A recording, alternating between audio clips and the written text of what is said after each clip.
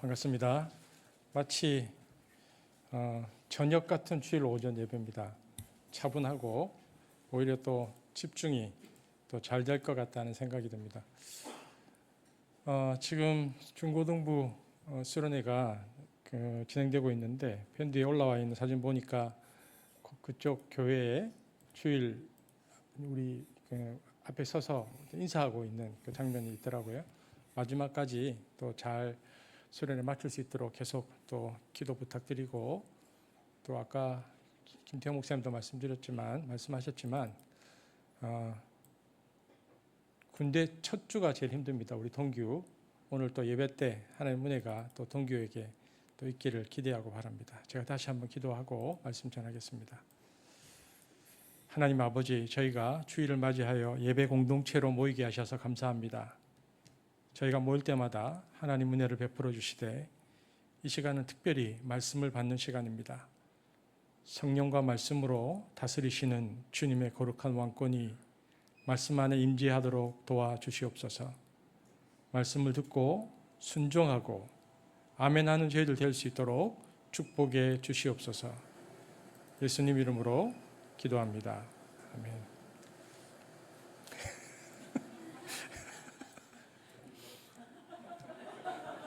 숨으셨어요. 제가 안 보이니까 이 파티션 쪽으로 이렇게 한 분이 숨으셨어요.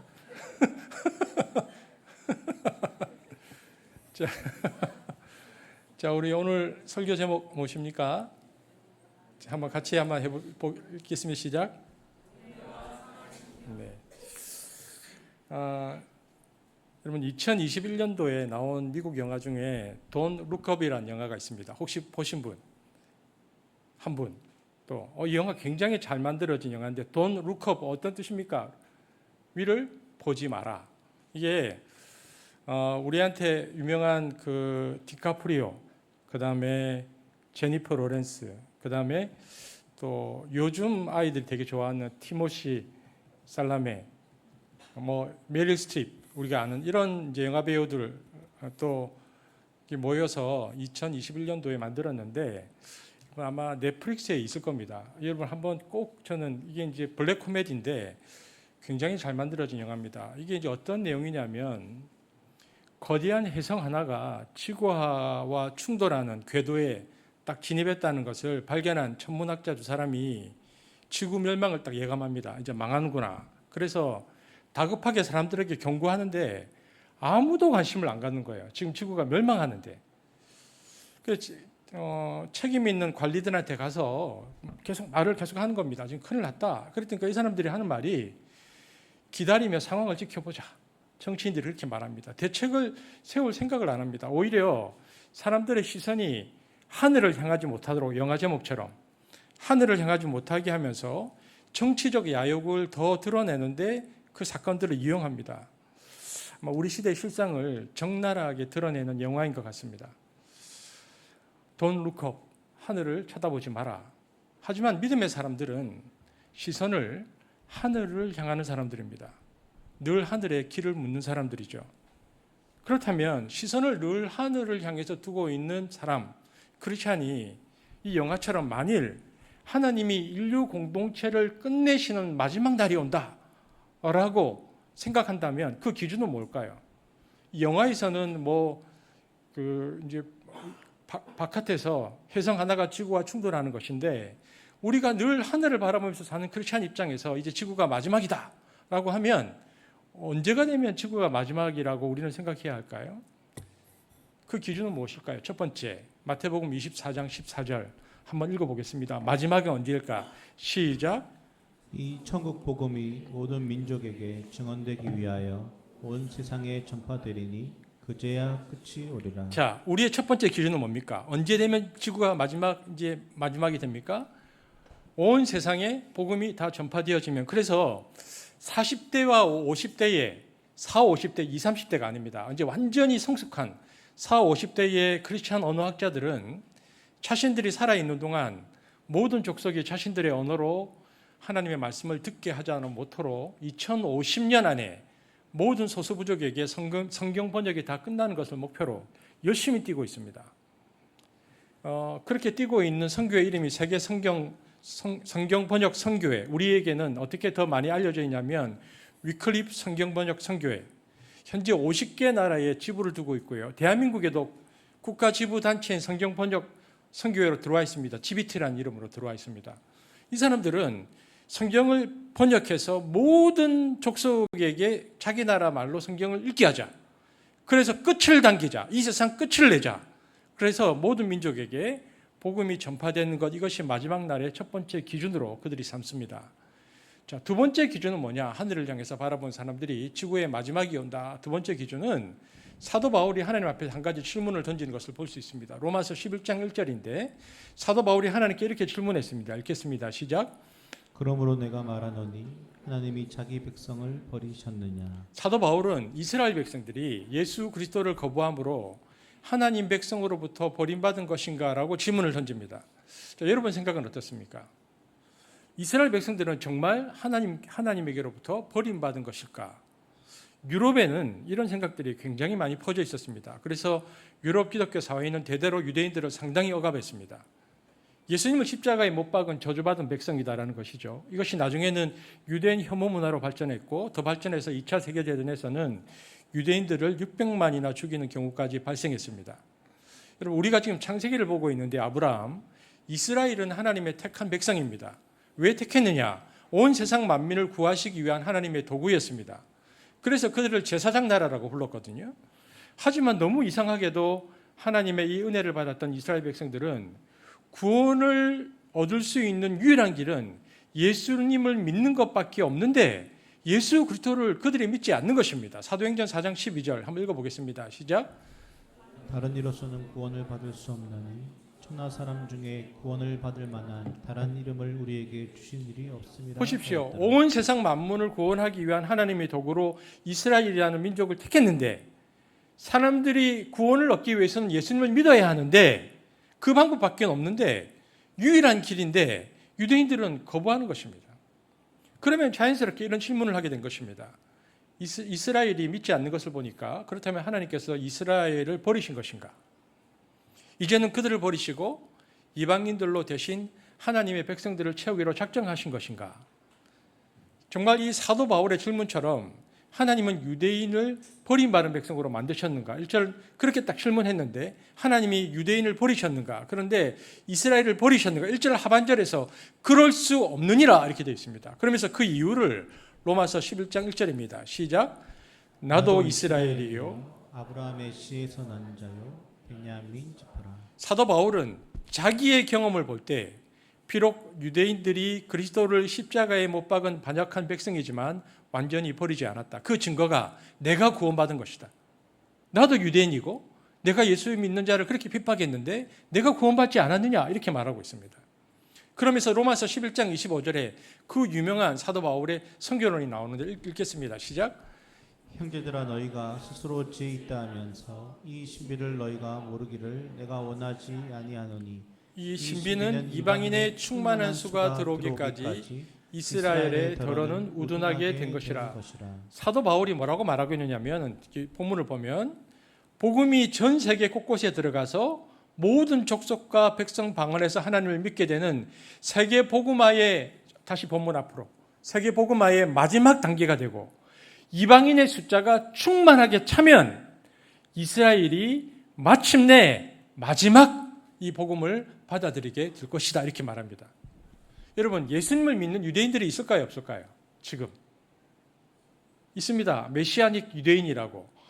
여러분 현재 이스라엘에 사는 메시아닉 유대인들 숫자를 2만 명 정도로 추산합니다. 미국에도 수십만 명이 존재한다고 하니까 기적 같은 일입니다. 이처럼 하나님은 이스라엘의 회복과 세계 복음화의 맥을 하나로 연결해서 경영하고 계십니다. 그래서 메시아닉 유대인 지도자들에게 이스라엘이 회복한다면, 이스라엘이 예수 그리스도를 영접하게 된다면 그것이 가지는 가장 큰 의미가 무엇이냐 이렇게 질문했을 때 그들이 이구동성으로 뭐라고 말하고 있느냐면 예수님의 재림이라고 말합니다. 유대인들이 예수 그리스도를 받아들이면 예수님이 오신다. 마태복음 24장 32절 33절 읽겠습니다. 시작. 무화과 나무의 비유를 배우라. 그 가지가 연하여지고 잎사귀를 내면 여름이 가까운 줄을 아나니와 이와 같이 너희도 이 모든 일을 보거든 인자가 가까이 곧 문 앞에 이른 줄 알라. 성경에서 이 무화과 나무는 이스라엘을 가리킵니다. 예수님은 열매를 맺지 못한 무화과 나무를 저주하셨는데 그것은 강박한 마음의 이스라엘을 징계하시겠다는 의미입니다. 그러나 본문에 보면 그 이스라엘의 마음이 연하여져서 부드러워져서 복음을 영접할 때가 온다는 것입니다. 이것은 재림, 즉 세상의 마지막의 두 번째 징조입니다. 첫 번째는 복음이 모든 곳에 전파되는 것, 두 번째는 이스라엘이 복음을 받아들이는 것, 세 번째, 언제 지구의 종말이 오느냐? 문명의 흐름을 보면 끝이 가깝다는 것을 알 수 있다는 것인데 주님이 기준을 무엇으로 하셨을까? 심판의 기준은 오늘 본문에 나오는 소돔과 고모라가 항상 기준이었습니다. 예수님의 기준인데 누가복음 10장 12절 시작. 내가 너에게 말하노니 그날에 소돔이 그 동네보다 견디기 쉬우리라. 마태복음 10장 15절 시작. 내가 진실로 너에게 이르노니 심판날에 소돔과 고모라와 땅이 그 성보다 견디기 쉬우리라. 어떤 곳에 심판이 임할 때 항상 주님의 기준이 무엇이었는가? 소돔과 고모라였습니다. 우리는 우리 문명, 그러니까 우리가 사는 지구촌 공동체를 돌아볼 때 기준을 항상 소돔과 고모라를 기준으로 살펴보면 마지막이 가깝구나라는 것을 알 수 있다는 것입니다. 그렇다면 소돔과 고모라에 무엇을 보아야 하는가? 에스겔서 16장 49절에서 50절 읽겠습니다. 시작. 내 아우 소돔의 죄악은 이러하니 그와 그의 딸들에게 교만함과 음식물의 풍족함과 태평함이 있음이며 또 그가 가난하고 궁핍한 자를 도와주지 아니하며 거만하여 가증한 일을 내 앞에서 행하였음이라. 그러므로 내가 보고 곧 그들을 없이 하였느니라. 한마디로 무엇입니까? 사회의 정의가 실현되지 않았다는 것입니다. 가난한 자의 손을 붙잡아 주지 않았다는 것입니다. 그러므로 단순히 음란함을 넘어서 왜 소돔과 고모라 사회 정의가 무너지고 경제 정의가 무너졌는가를 총체적으로 바라보아야 한다는 것입니다. 그것을 기준으로 볼 때 소돔과 고모라만큼 접근했으면 이제 지구의 종말이 온다는 것입니다. 그렇다면 그러한 사회 정의가 전혀 이루어지지 않고 있었던 소돔성에 살고 있었던 롯이라는 인물이 나오는데 그 소돔성에 살고 있었던 롯이라는 인물은 어떤 사람이었는가? 그런데 한마디로 이 소돔성에 살고 있는 롯은요, 저와 여러분의 모습입니다. 우리들의 모습과 너무 닮았습니다. 이 세상을 사는 그리스도인 모습과 너무 비슷합니다. 롯은 창세기 13장 5절을 보면 부자였다고 말합니다. 함께 보겠습니다. 시작. 아브라함의 일행 롯도 양과 소와 장막이 있으므로 그 땅이 그들이 동거하기에 넉넉하지 못하였으니 이는 그들의 소유가 많아서 동거할 수 없었음이니라. 토지 분쟁이 일어났을 때 재물 다툼을 했습니다. 삼촌이 양보를 하니 택한 곳은 약속의 땅인 가나안이 아니고 소돔과 고모라를 택했다고 되어 있습니다. 롯이 왜인가? 성경에 보니까 창세기 13장 10절에 롯이 소돔과 고모라를 택한 이유입니다. 읽겠습니다. 시작.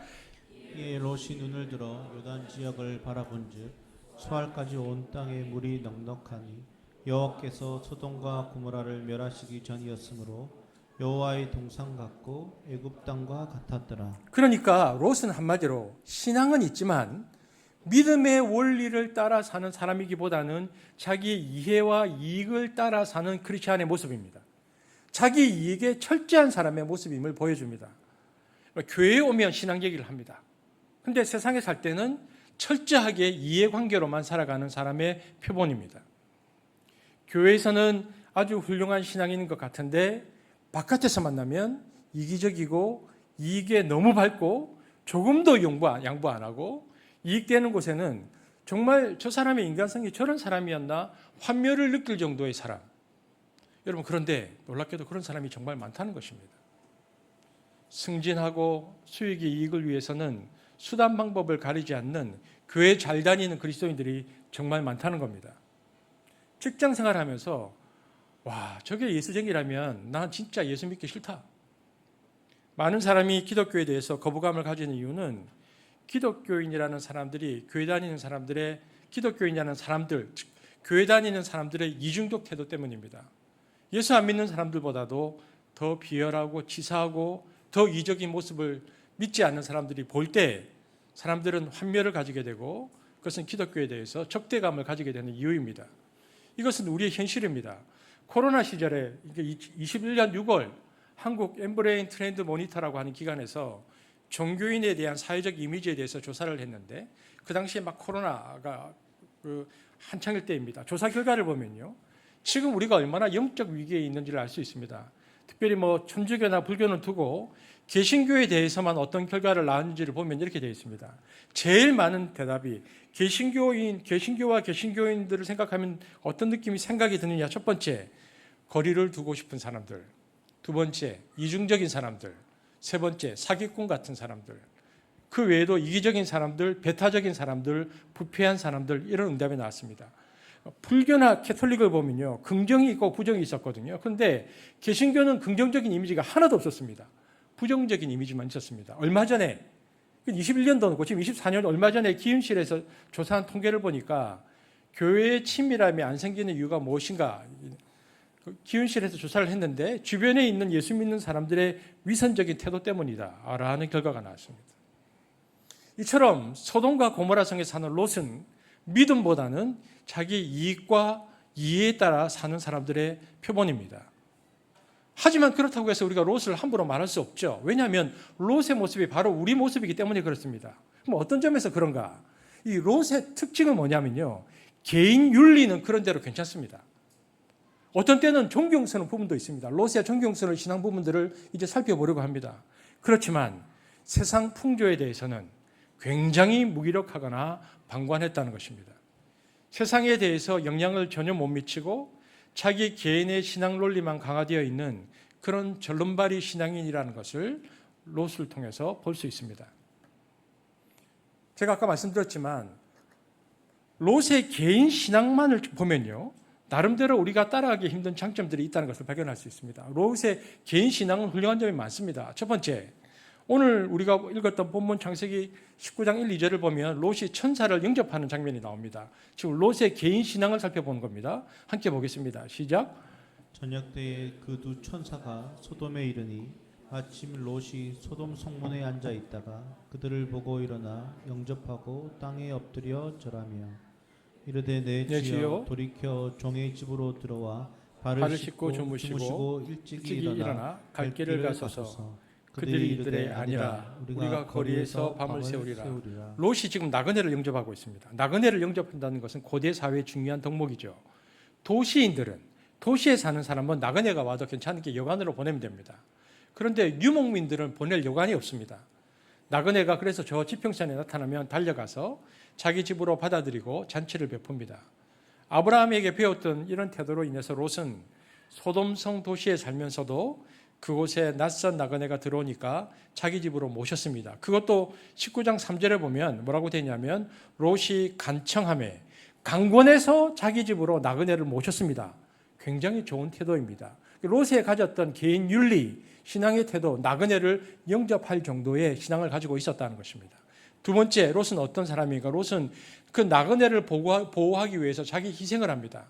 롯의 집에 손님들이 왔다는 뉴스가 어떻게 된 셈인지 순식간에 소돔 성내에 다 퍼졌습니다. 요즘 같으면 휴대폰 문자 메시지나 페이스북이나 트위터로 순식간에 소문이 쫙 퍼진 겁니다. 그리고 믿기지 못할 일이 벌어졌습니다. 인근 각지에서 노인과 청년, 어린아이 할 것 없이 다 몰려와서 그에게 손님들을 내놓으라고 아우성쳤습니다. 그리고 5절에 뭐라고 하느냐? 우리가 그들을 상관하리라. 이 상관하리라는 말은 동성애를 포함한 난잡한 성관계를 갖겠다는 의미입니다. 처음 보는 나그네를 집단 성폭행하겠다고 다 모여들었습니다. 노소를 막론하고 몰려와서 이 난리를 피웠다는 것은 당시 소돔의 죄악이 얼마나 크게 달했는지를 보여줍니다. 여러분, 천사들이 들어간 겁니다. 여러분, 제가 천사들 그림 몇 장을 보여드릴 텐데요. 천사들의 그림을 중세에서 어떻게 그렸냐를 보면요, 천사의 모양은 여성입니다. 굉장히 아름답게 묘사합니다. 그런데 천사들이 한결같이 어떻게 투구를 쓰고 칼을 들고 있습니다. 그러니까 여성성, 남성성의 힘이 통합된 존재로 천사를 중세에서는 그리고 있어요. 모양은 여성으로 그려놓고, 그런데 이 여성에게 칼과 창, 활을 주므로 이들이 힘을 가지고 있다. 그래서 여러분, 잔 다르크나 또 영화배우 중에서는 툼레이더 같은 게 안젤리나 졸리 같은 그런 느낌, 이게 각광받는 이유입니다. 그러니까 2000년 동안의 인간에 대한 이런 미의식이 있는 겁니다. 천사를 생각할 때 천사는 이렇게 예쁜 모습을 하고 있고 강력한 힘을 갖고 있다. 이런 미식이 있는데 그것을 구현시킨 인물들이 소돔과 고모라에 실제로 나타나는 것입니다. 소돔과 고모라에. 그러니까 남자들이 남자를 보아도 너무나 매력적인 인물들이 나타나는 겁니다. 롯은 하나님의 천사를 보호하기 위하여 자신의 두 딸까지 내어놓으며 최선을 다했습니다. 창세기 19장 7절에서 8절 시작. 이르되 청하노니 내 형제들아 이런 악을 행하지 말라. 내게 남자를 가까이 하지 아니한 두 딸이 있노라.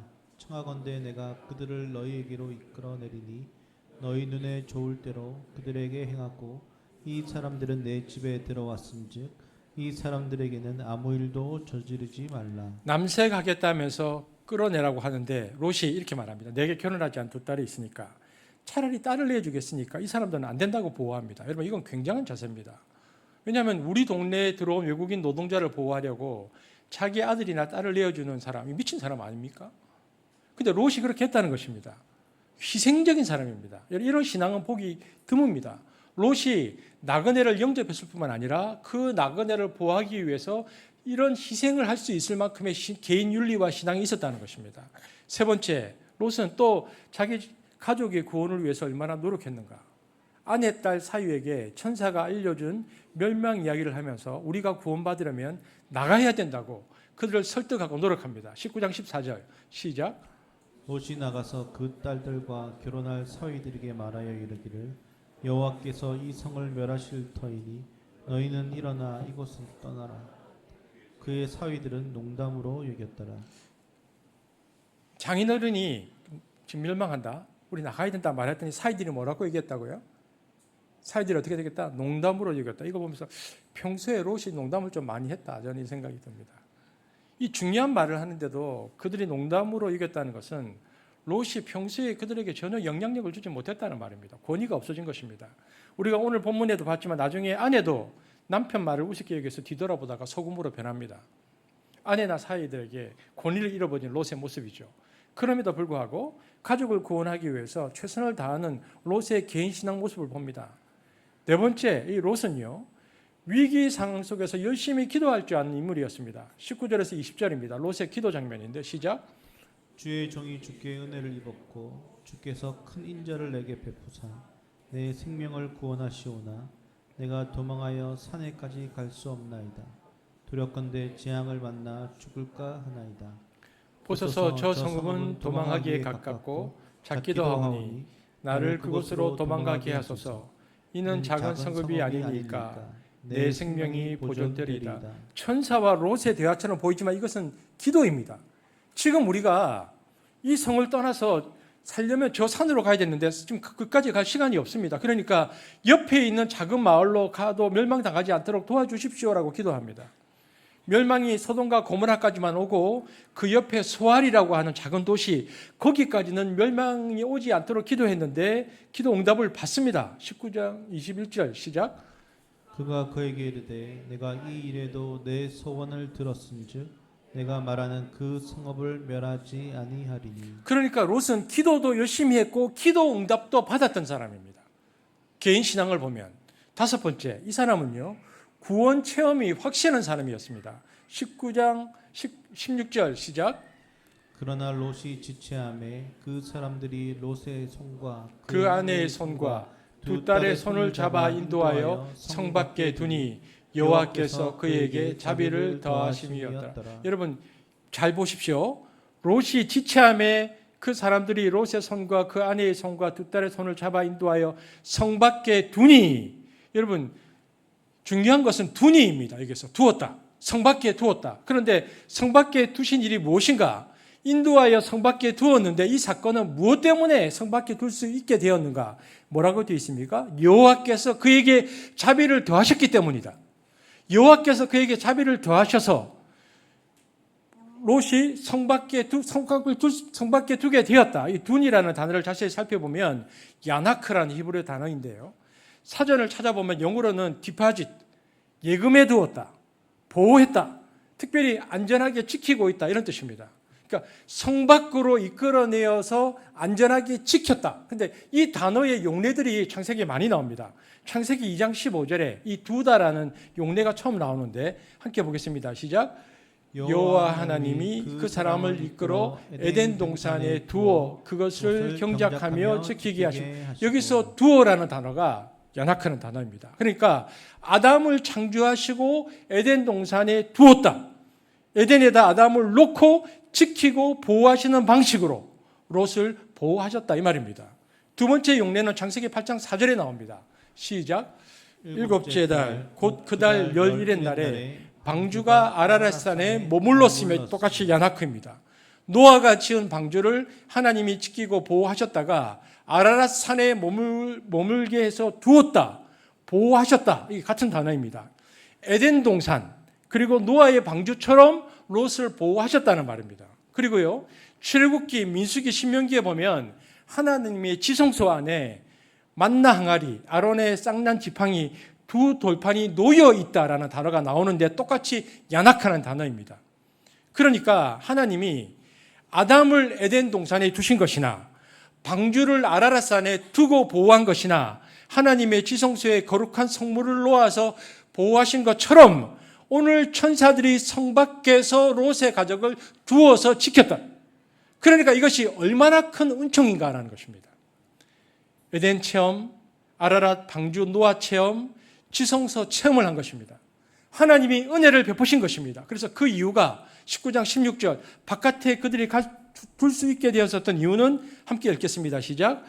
여호와께서 그에게 자비를 더하심이었더라.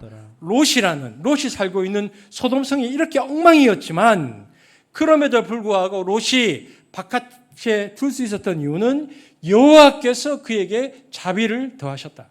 여러분, 저는 이것이 매우 중요한 것이다 생각합니다. 오늘 이것이 설교의 주제이기도 한데요. 이 세상이 너무 악해서, 우리가 살고 있는 이 세상이 너무 악해서, 소돔과 고모라와 거의 방불할 만큼 악해서 우리의 노력과 수고만으로는 이 세상을 이길 수 없습니다. 세상은 악하고, 여러분, 우리 아이들이 지금 수련을 하고 있지만 너무 안타깝게도 앞으로 이 세상은 더 악해져 갈 것입니다. 그래서 지금부터 한 30년, 50년 전만 해도 혁명을 꿈꾸는 사람들이 있었습니다. 1960, 70년대만 해도 세상을 뒤엎어보자.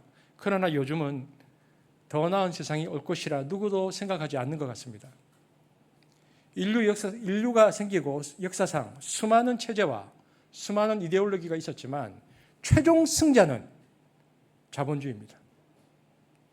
현재 우리에게 익숙한 신자유 체제나 자본주의 체제보다 더 좋은 전 세계적인 경제 정치 체제는 나오지 않습니다. 나올 수가 없습니다. 신자유 체제보다 더 좋은 체제를 만들 수 있다는 생각을 하는 사람을 거의 지금은 찾아보기 어렵지만 만약 있다면 그 사람은 바보입니다. 왜인가? 자본주의는 인간의 타락한 본성과 가장 잘 맞는 시스템, 체제이기 때문입니다. 이 체제는 경쟁 체제입니다. 전에는 경쟁이 국가 안에서만 이루어졌습니다. 그러니까 나라마다 수입도 막고 더 좋은 물건도 못 들어오게 해서 이렇게 해서 국가 안에서만 이게 경쟁력이었는데요.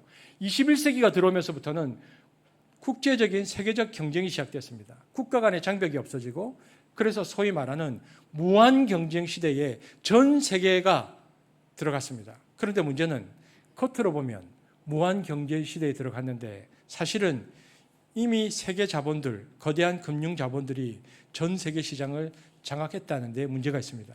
무한 경쟁이 아니라 경쟁이 불가능한 구조가 이미 고착화되었습니다. 거대한 세계 금융 자본은 자원시장, 석유, 곡물, 비금속, 철강을 이미 다 장악했고, 생산수단인 거대 공장, 정유회상 다 장악했고, 시장도 유통, 마켓, 언제부턴가 대형 마켓이 다 들어와서 전 세계 유통시장도 이미 자본이 다 장악해버렸습니다. 그리고 정말 조금 남아있는 모퉁이, 조금 남은 것을 가지고 나머지 사람들이 무섭게 피 터지는 전쟁을 해서 살아남아야 하고 되니까 매우 기울어진 운동장의 끄트머리 절벽에서 안 떨어지는 싸움이고요. 거기에 올라가기 위한 무서운 싸움을 나머지 사람들이 하는 겁니다. 그런데 이때 이 판을 바꿔야 되는데, 이 기울어진 운동장의 판을 바꿔야 되는데, 판을 바꾸는 것이나 실제로 구조를 바꾸는 것에 대해서 논의하지 않고 그냥 이 안에서 내가 얼마나 더 경쟁력 있는 인간으로 살아갈 수 있느냐, 다급한 현실에 일조한 책들이 막 나오는데 그게 바로 자기계발서입니다. 그래서 여러분, 자기계발서 여러분 읽어보셨습니까? 저는 청년들에게는 자기계발서 읽지 말라고 하고 싶은데 이런 책들 읽으면 더 초조해집니다. 왜냐하면 이런 책들은 구조의 전반적인 문제들은 전혀 지적하지 않고 개인의 문제로 포커싱을 맞추어서 개인의 능력을 더 개발해라. 그래야 살아남는다. 이길 수 있다. 승리할 수 있다. 그렇게 해야 조직 안에서 승리하고 CEO가 될 수 있다고 말하니까, 그래서 청년들이 죽으라고 공부하는 겁니다. 그런데 그렇게 공부를 아무리 많이 해도 사실상 이미 기울어진 운동장이라서 노력한 만큼 절망이 더 큽니다. 이것을 계속 반복하다 보면요, 자기 개발에 한계가 옵니다. 아무리 개발해도 환경이 열리지 않으면 절망이 더 크죠. 이렇게 해서 소위 말하는 삼포 시대가 오는 겁니다. 우리 영민이만 봐도, 아니 영민이가 포기했단 말이 아니고 그 말이 아닙니다. 지금 문장상 그렇게 생각하면 아니고, 우리 영민이 같은 젊은 청년들, 20대 청년들 봐도요, 우리 때보다 영민이 또래가, 그리고 상준이 또래가 훨씬 똑똑합니다. 제가 볼 때 똑똑함을 따지면 비교할 수 없습니다. 자기에게 투자도 훨씬 많이 했고, 해외에 나가서 경험도 많이 했고, 스펙도 어마어마하게 쌓았고요. 저는 운전면허증을 30살에 땄거든요. 결혼하고. 지금 영민이 운전도 얼마나 잘합니까? 군대도 일찍 갔다 왔지. 제가 보면 그때 영민이한테 그 얘기 했는데, 영민이가 24살인가 5살 안에 군대 문제까지 다 해결했어요. 굉장히 빠르게. 그리고요, 지금 젊은 사람들 보면 어마어마하게 스펙을 쌓습니다. 그래서 우리 때 영어를 잘한다는 사람들보다 우리 때 영어를 너무 잘한다. 지금 그냥 평균적인 젊은이들이 우리가 영어를 훨씬 더 잘합니다. 그래도 취직이 안 됩니다. 그런데 요즘은 이러한 시대의 흐름 속에서 많은 사람들이 사회적 탈락과 절망 속에서 포기합니다. 그러니까 자유체제, 무한 자유체제, 자유가 좋은 것이지만 이 자유와 인간의 이기심이 결합하니까 불행한 사회를 만드는 겁니다. 무한 지구촌 경쟁, 승자 독식 사회, 이것이 인간성을 상실한 야만적인 자본주의입니다. 돈으로 인한 승자 독식의 사회가 된 겁니다. 그리고 점점 양극화가 되어가고 이것이 세계적인 문제가 됩니다.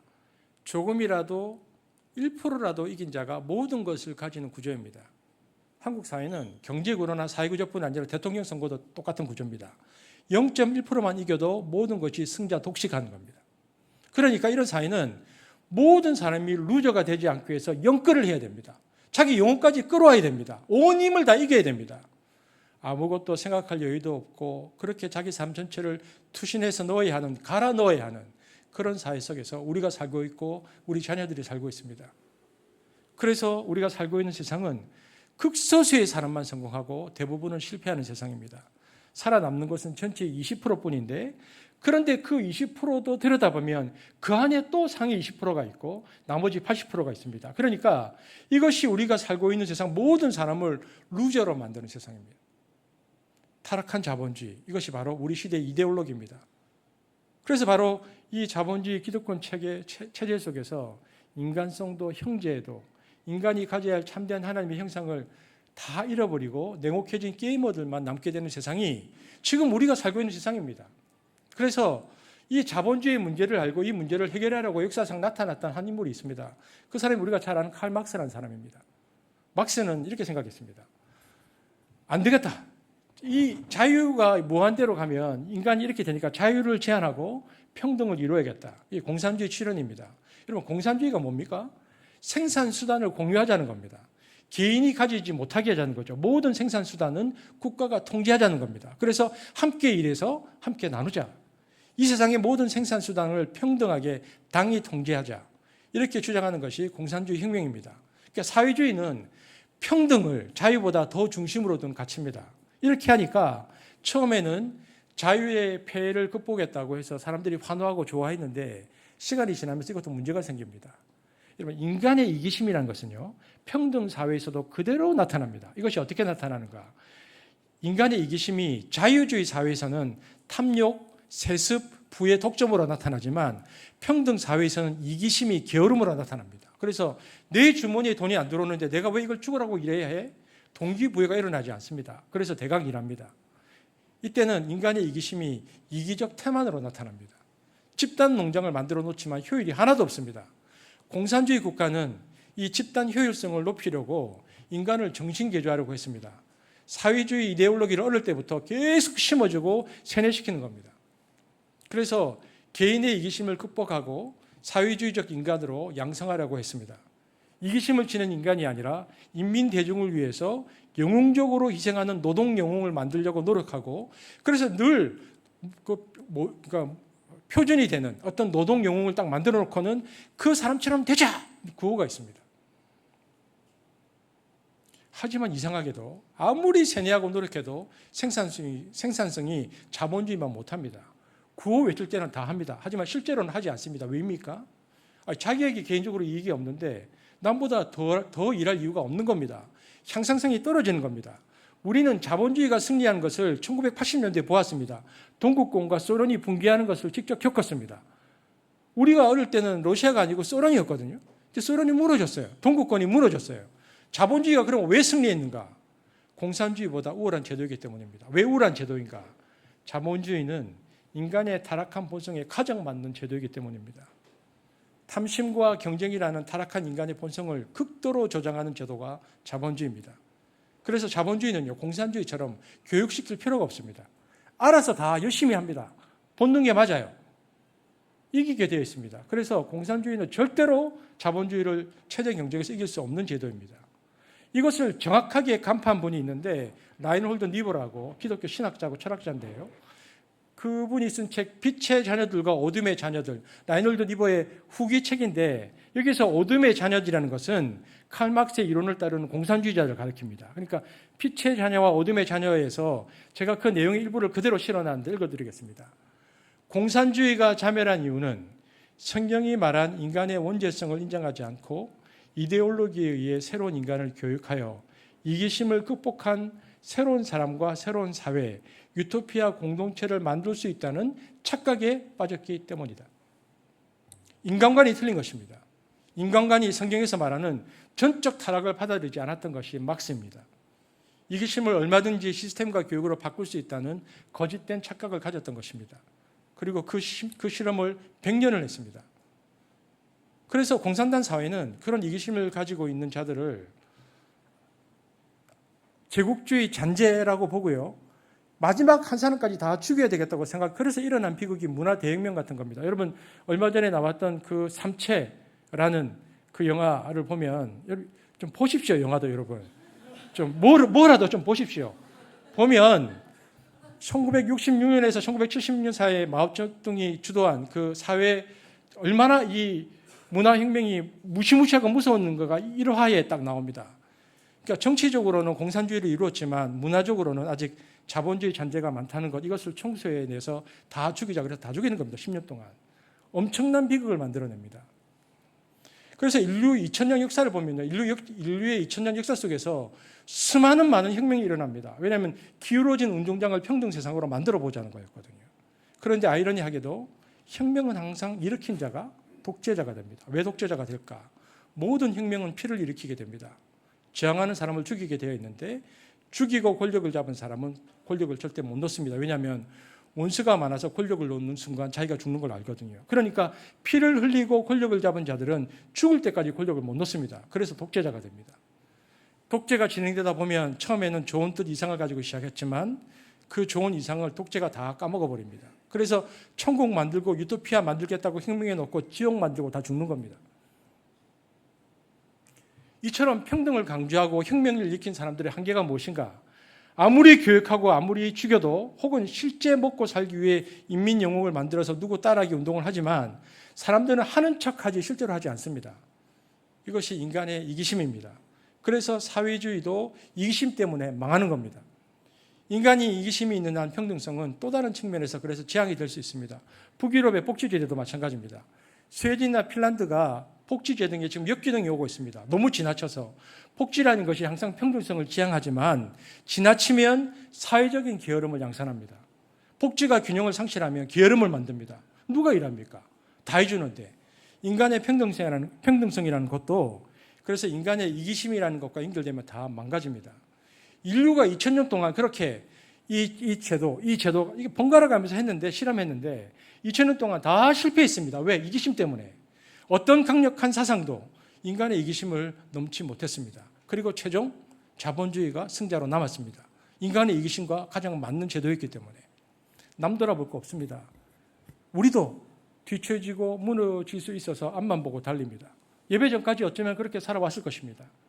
그래서 에덴 동산에서의 파괴된 인간의 이기심을 가장 정당화시켜주는 것이 자본주의입니다. 이 자본주의는 개인주의, 황금 숭배 사상, 물질에 대한 탐욕 이런 것들이 다 통합되어져서 만들어지고 그것들은 모두 인간의 타락한 본성을 정당화시켜주는 시스템입니다.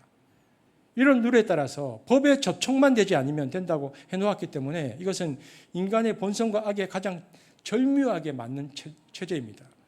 그래서 여러분 인간성이 모두 다 성자로 바뀌지 않는 한 이 체제는 오래가고 그리고 주님이 오실 때까지 영원하고 마지막 체제가 될 가능성이 높습니다. 저는 이 세상을 새로운 천국으로 만들 수 있다 혹은 새로운 시스템을 만들 수 있다는 사람들이 지금도 가끔씩 있는 것을 보면 저 사람들은 아직도 인간을 모른다 이런 생각이 듭니다. 인간이 얼마나 악한 존재인지 모르니까 저는 생각을 하는 겁니다. 그런 사람들이 사회주의 혁명과 공산주의 혁명을 통해서 낙원을 만들려고 시도했는데 결과는 나쁜 놈들이 그 새로 만든 체제를 쥐고 있으니까 더 지옥을 만드는 겁니다. 여러분 지금 북한 보십시오. 인간의 악을 생각하면 새로운 대안체제는 없습니다.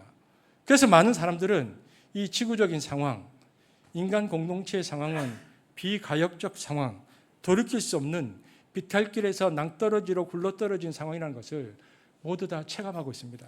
절대로 바꿀 수 없습니다. 이것이 성경적입니다. 요한계시록에 보면 성경은 세상은 시간이 갈수록 고통과 악이 심해진다고 이야기했지 인간의 윤리와 도덕과 노력과 경제체제 혹은 혁명, 새로운 개혁을 통해서 이 땅에 좋은 세상이 온다고 말하지 않습니다. 기본적으로 우리는 비관론자들, 크리스찬들은 패시미스트, 비관론자리들이라고 성경이 말하고 있습니다. 인간의 운명과 지구촌의 미래를 굉장히 어둡게 보는 것이 우리의 크리스찬들의 기본적인 인식입니다. 그러면 우리는 왜 예수를 믿는가? 우리는 무엇을 하는가? 그런데 그럼에도 불구하고 조금이라도 속도를 떨어뜨려 보자는 겁니다. 노력해서 애써서 조금이라도 비극을 막아내려고 몸부림치는 것입니다. 저는 마더 테레사가 한 이야기를 참 좋아합니다. 마더 테레사가 그래서 우리 상황을 이렇게 표현했습니다. 나는 겐지스 강이 깨끗한 강으로 바뀔 것이라고 전혀 기대하지 않는다. 더 더러워질 것이다.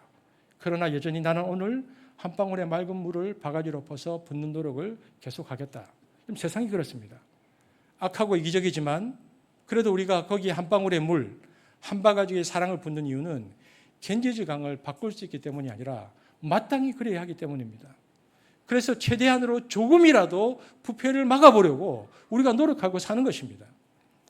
세상이 이러하니 이렇게 생각하는 겁니다. 이렇게 악한 세상이고 우리 힘으로 이길 수 없는 세상이니까 아이고 우리가 뭐 애써서 뭘 하냐 이런 생각이 들기도 합니다. 맞습니다. 하나님이 만약 우리에게 야 네가 네 힘으로 맞서서 그렇게 하라 그러면 우리는 다 집니다. 이 세상에 이길 수가 없습니다. 그래서 우리가 구해야 할 것이 무엇입니까? 오늘 본문에 나오는 하나님의 자비의 더하심입니다. 창세기 19장 16절에 그 얘기를 하는 것입니다. 함께 보겠습니다. 시작.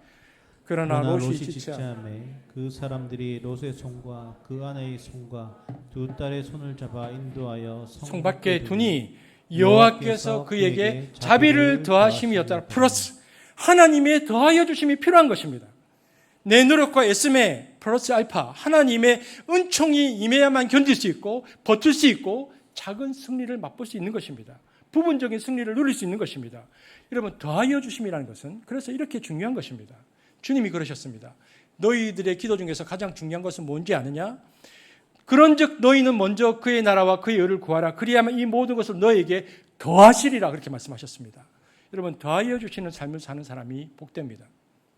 여러분 자기 애쓴 것만큼만 가져가는 사람도 사실 축복된 사람입니다. 이 세상은 애쓴 것만큼도 가져가지 못합니다. 악이 성하고 어둠이 많기 때문에 애쓴 것만큼 못 가져갑니다. 재앙도 많고 천재지변도 많습니다. 비근한 예로 농사만 해도 그렇습니다. 우리가 노력한 만큼 다 가져갑니까? 흔히 말해 자식 농사는 어떻습니까? 노력의 열매를 못 걷는 것은 인생에 너무 많습니다. 그래서 노력한 것만 거두는 것도 큰 축복인데 거기에 더하여 주신다 말합니다. 여러분 이건 엄청난 축복입니다. 타락하고 무너진 이 세상 안에서 하나님의 사람들이 구해야 할 은혜가 있다면 더하여 주시는 은혜를 구해야 합니다. 그리고 더하여 주시는 은혜를 받는 삶을 살아야 합니다. 그래서 마태복음 6장 33절에 이렇게 말하고 있는 것입니다. 함께 보겠습니다. 시작. 그런즉 너희는 먼저 그의 나라와 그의 의를 구하라. 그리하면 이 모든 것을 너희에게 더하시리라. 더하시리라. 너희는 먼저 그의 나라와 그의 의를 구하라. 우리가 얘기했던 쯔다카와 미슈파트를 구하라. 그리하면 모든 것을 너희에게 더하여 주시겠다. 더하시는 은총을 누리기 위해서 기도하시길 바랍니다. 여러분 그래야 세상을 이기고 버틸 수 있습니다. 여러분 롯은 그래서 더하여 주시는 은총을 받았습니다. 뿐만 아니라 롯은 이것도 체험했고요. 중보기도의 은총도 경험했습니다. 19장 29절에 보면 보겠습니다. 시작. 하나님이 그 지역의 성을 멸하실 때 곧 롯이 거주하는 성을 엎으실 때에 하나님이 아브라함을 생각하사 롯을 그 엎으시는 중에서 내보내셨더라. 아브라함의 중보기도가 효력을 나타냈습니다. 중보기도는 내가 하나님의 은총이 더하여져야만 살 수 있다라는 존재라는 것을 깨닫는 사람이 자기가 사랑하는 사람을 향해서 취하는 태도입니다. 저 사람도 가만히 놔두고 하나님의 도우심이 없으면 노력한 것도 못 거둘 뿐만 아니라 죽으라고 노력해서 운이 좋으면 겨우 거두는 빡빡한 삶을 살 수밖에 없는 존재이구나라는 것을 자기 삶을 통해서 깨닫는 사람이 하나님, 제게 은총을 베푸신 것처럼 저 사람도 더하여 주심에 은총이 필요합니다라고 간절히 기도할 때에 그 기도가 역사에서 오늘 롯이 구원을 받은 것입니다. 하나님의 자비에 더하심을 받아서 에덴 동산, 아라랏산, 지성소의 보호를 롯이 받았다고 되어 있습니다. 롯은 이런 측면에서 보면 굉장히 좋은 신자입니다. 한번 보십시오. 롯이 어떤 신자였습니까? 천사를 영접했습니다. 나그네를 보호하기 위해서 자기 희생도 했습니다. 가족의 구원을 위해서 노력했습니다. 위기 상황 속에서 열심히 기도하고 기도의 응답도 받았습니다. 이 사람은 구원 체험이 확실한 사람이었고 아브라함의 중보기도가 효력을 나타냈습니다. 개인의 신앙을 보면 롯이 이만큼 훌륭합니다. 그런데 이 사람의 결정적인 문제가 무엇인가? 성경에 보면 심령이 상했다고 말합니다. 베드로후서 2장 6절에서 8절 신약 성경이 말합니다. 베드로후서 2장 6절에서 8절 시작. 소돔과 고모라 성을 멸망하기로 정하여 죄가 되게 하사 후세에 경건하지 아니한 자들에게 본을 삼으셨으며 무업한 자들의 음란한 행실로 말미암아 고통당하는 의로운 롯을 건지셨으니 이는 이 의인이 그들 중에 거하여 날마다 저 불법한 행실을 보고 들으므로 그 의로운 심령이 상함이라. 심령이 롯이 있잖아요. 그런 개인 윤리를 갖고 있고 신앙을 갖고 있었는데 롯의 심령이 상했다. 그럼 왜 상했는가? 어떻게 상했는가? 이는 이 의인이 그들 중에 거하면서 날마다 그들과 함께 거하면서 날마다 저 불법한 행실을 보고 들음으로 그러다가 물들어 버린 겁니다. 심령이 상했다고 말할 때 이 단어는 원문은 고문당했다는 뜻입니다. 갈등을 너무 많이 겪고 직김당하는 것 같고 뒤틀림 당하는 아픔을 겪었다. 그 영혼이 여러분 나름대로 개인 신앙과 삶의 태도로 살려고 했었던 이 사람이 어디에서 고통을 당했는가?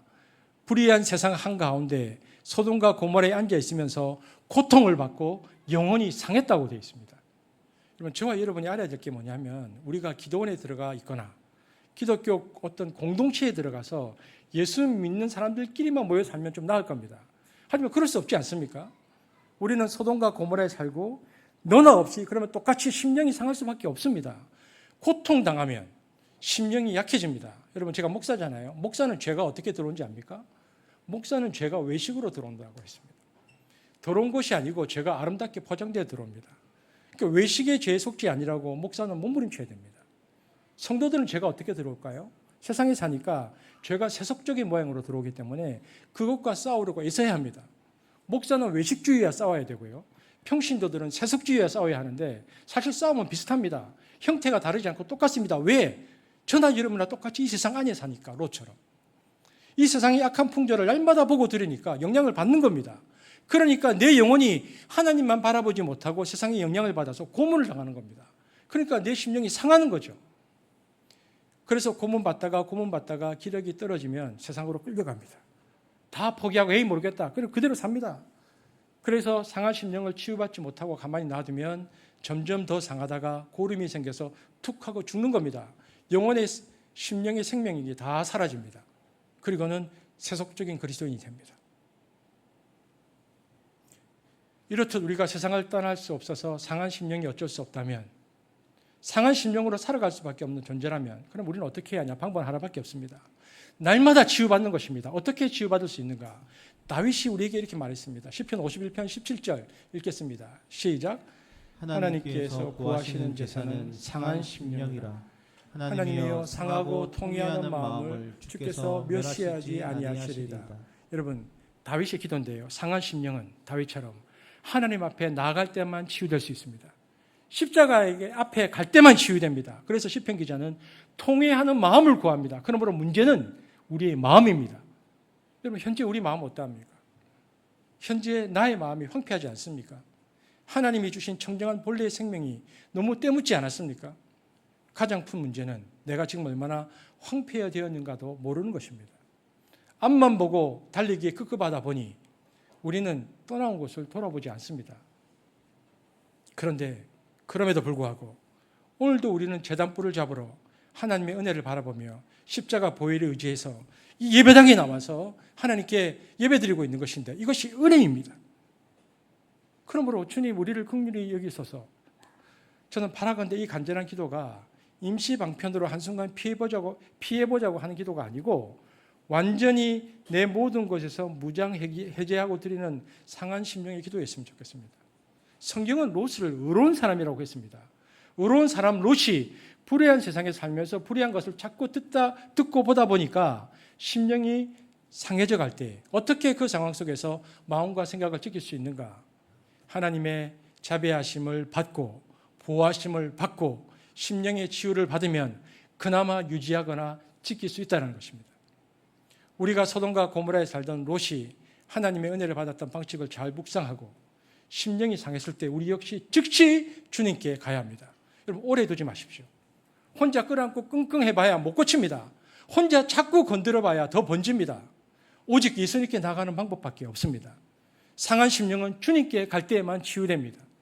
우리가 이 세상 살아가면서 이렇게 해서 세상 풍조를 경계하고 동화되지 않으려고 애를 쓰고 성경적 가치관과 세계관을 갖고 살되 우리 마음이 상하고 약해질 때마다 주님의 은혜를 구하고 서로 중보기도 해주고 하나님의 은총에 더하심을 받아서 이 세상에서 우리를 지키고 이기게 되기를 우리는 하나님께 날마다 구하고 나가야 하는 것입니다. 무엇보다 이 말씀 앞에서 더하여지는 하나님의 은혜가 저와 여러분 가정과 우리 공동체에 있기를 주의 이름으로 축복합니다. 기도하겠습니다. 하나님, 이 시간 기도합니다. 우리는 상한 심령으로 나왔지만 더하여 주는 하나님의 은혜가 오늘 우리를 회복하고 새롭게 하게 되어지기를 간절히 원하고 기도합니다. 우리는 롯처럼 21세기의 이 신자유 체제 속에 살아가기 때문에 우리 힘으로는 도무지 어떻게 해볼 수 없고 날마다 보고 들음으로 우리의 심령은 상할 수밖에 없습니다. 개인 윤리로는 개인 신앙으로는 어떻게 버텨보지만 결국 끌려갈 수밖에 없는 이 힘의 균형이 상실될 이 시대 속에서 우리가 오늘도 주 앞에 나와 하나님께 은혜를 구하는 것은 더하여 주심입니다. 하나님 우리에게 은혜로 덮어주시고 더하여 주시고 하나님의 은혜가 그럼에도 불구하고 우리가 주의 길을 따라가게 하시고 우리가 그렇게 살아 노력함으로 조금이라도 이 세상의 부패함과 썩어감을 늦추며 하나님의 나라를 위하여 헌신하는 우리 공동체가 될 수 있도록 우리를 사용하여 주옵소서. 감사를 드리며 예수님 이름으로 기도합니다. 아멘.